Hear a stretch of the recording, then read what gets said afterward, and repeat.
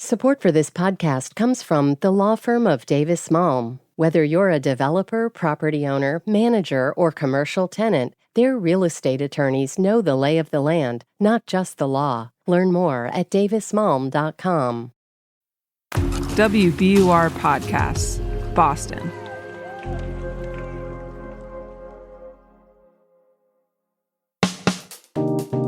I'm Daryl C. Murphy, and you're listening to The Common.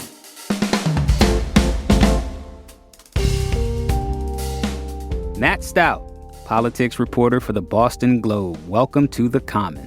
Thanks for having me. Thank you for joining us, and from the State House, no less.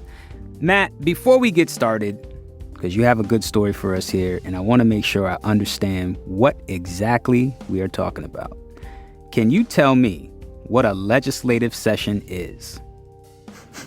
This is a great civics class. At least in Massachusetts, a legislative session is essentially a politician's term. It's 2 years, and within that 2 years, there's about 19 months where they actually do, what they call formal lawmaking, taking roll call votes, passing laws, and it's within that time most of the major work gets done. So I'm talking, at least in this case, January 2023 to July 31st, 2024, and that's the time frame we're looking at.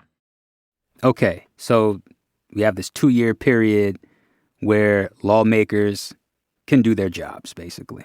Every 2 years, because then every 2 years they're on the ballot. Yep. Right on. Okay, now let's get into the meat, because Matt, you have a story about how under Governor Maura Healey's administration, so far, the state's legislative body has passed a total of 12 new bills. That's the lowest in decades. Now, for comparison, her predecessor, Charlie Baker, signed nearly 30 bills into law by June during his first year, and his predecessor, Deval Patrick, signed 44 bills into law his first few months. Matt, why is this such a big deal?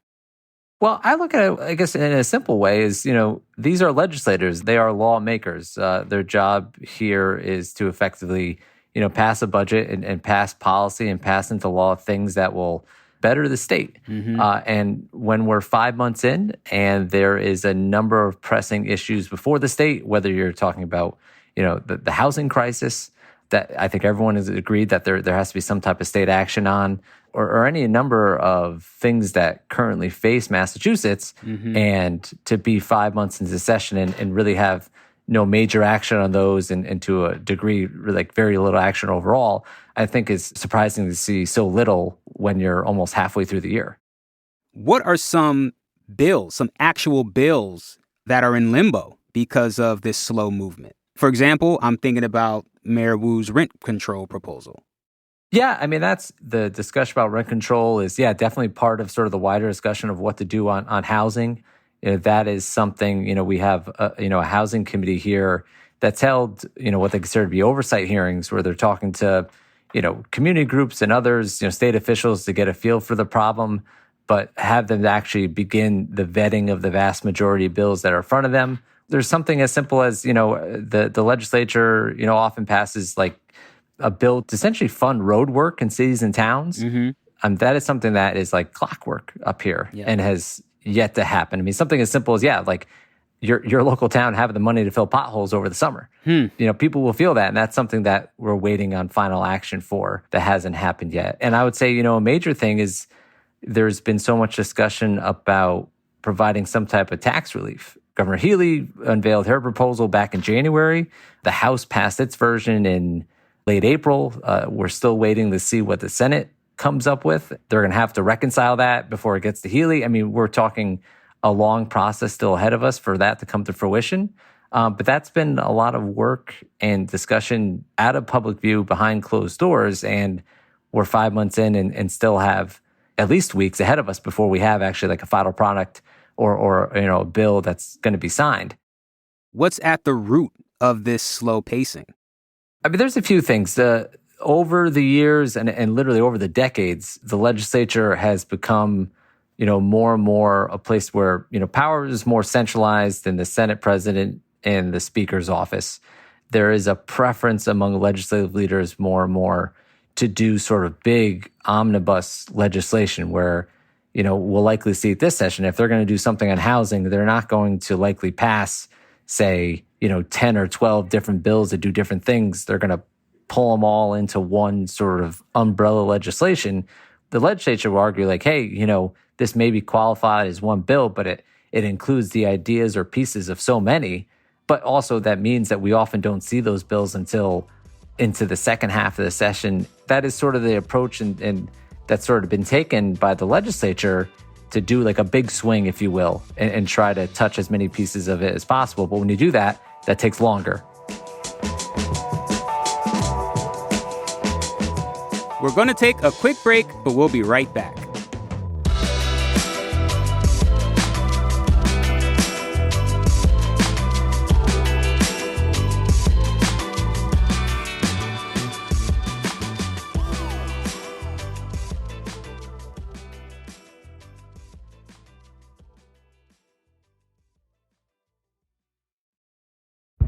Did you kill Marlene Johnson? I think you're one of the first people to have actually asked. From WBUR and ZSP Media, this is Beyond All Repair, a new podcast about an unsolved murder that will leave you questioning everything. Somebody should be in jail for murdering my sister. A woman who's never been believed. As long as they think I have done this, then they're not looking for who actually did this. And that's what makes it a cold case. No, it's a botched case. And a search for the truth, once and for all. Wow, it just gets more interesting. Beyond All Repair. Listen and follow wherever you get your podcasts. Be careful. You're digging in a place that's been very peaceful for a while. Do it anyway. Dig.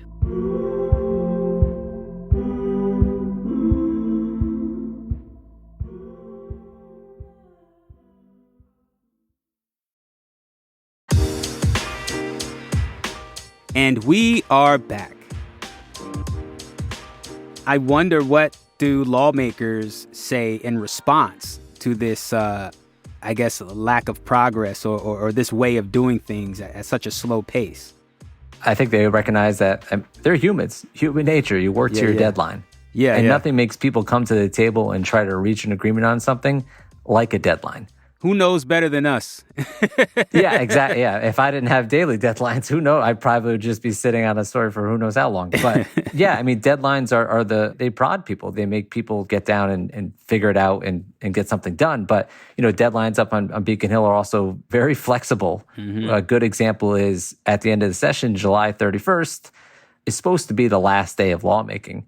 This past session in 2022, midnight came and went, and they were still passing bills up until, 4 a.m., 5 a.m. But they, the way the rules work is they could keep extending and extending to kind of get the last of it done. But I guess to the wider question of what they say about this is, this is a body of 200 people. There's thousands, roughly 6,000, 7,000 bills that are filed each session. They create these committees to get testimony on virtually almost every single one. Mm-hmm. So it's built in to be slow and steady and deliberate. But it's also, I think, when you have a session that is 2 years long with 19 months of formal lawmaking, it kind of expands the time that, again, when your deadline's not until next year, that often means we're not seeing sort of major work outside of, say, the state budget, for months and months and months. Well, what would it take to change the pacing? I think one thing that affects this with the legislature here in Massachusetts is among the least competitive at the ballot box every 2 years. You have lots of lawmakers who don't face primary challenges, who don't face general election challenges. The people up here want to pass good bills. They want to do stuff that helps the state in their mind and addresses the things that they're seeing. But when you could just kind of walk into the job every 2 years, that is a natural pressure that falls away that perhaps other legislatures or other elected office, they do have to worry about, and does become something that pushes you. What kind of impact does this chill, what kind of impact does that have on Maura Healey as a governor and the goals for her administration? For any governor, a big part of getting your agenda done or essentially doing what you campaigned on and promised to do depends on the legislature. And, by all accounts, 5 months in, the relationship between Healey and legislative leaders appears to be a good one. They seem to be, like-minded on some of the priorities, if not all the details, because we're waiting on a lot of the details. But in terms of whether it's, a year from now, 2 years from now, 4 years from now, from when we're judging, well, did Maura Healey do what she said she was going to do on the campaign trail in 2022 is going to depend on what she could get passed through the legislature. And, again, that's hard to judge right now when there's so little that she's sort of landed on her desk to sign. And Matt, for my last question, I want to bring it back to the foundation of all of this, the voters. What can we do to enact some sort of change on these elected officials who we put there? I think as we go through this process, there's sort of the natural outlets for people to, if they want to testify on bills, if they want to, have rallies at the State House, there's the one function of such a long session. It provides a lot of opportunities to have these public displays to push and to make your case, whether it's something you're passionate about, specifically to push, say, your local legislator or just the legislature in general on. There's always that option, and always, with more time becomes more opportunities for that. So, that's up to people how they want to choose that. I guess kind of going back to an earlier point, it's also just people have to make their voices heard at election time of choosing the people you want to be in these seats.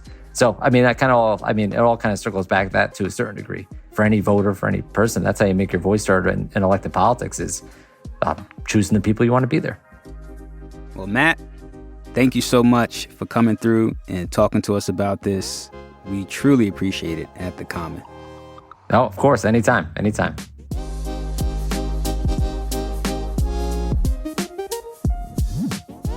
That's Boston Globe politics reporter Matt Stout.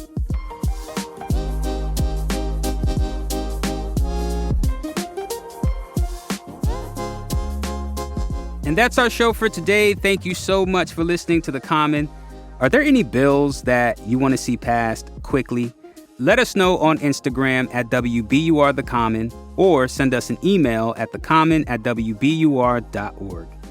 I'm Daryl C. Murphy, and I'll talk to you tomorrow.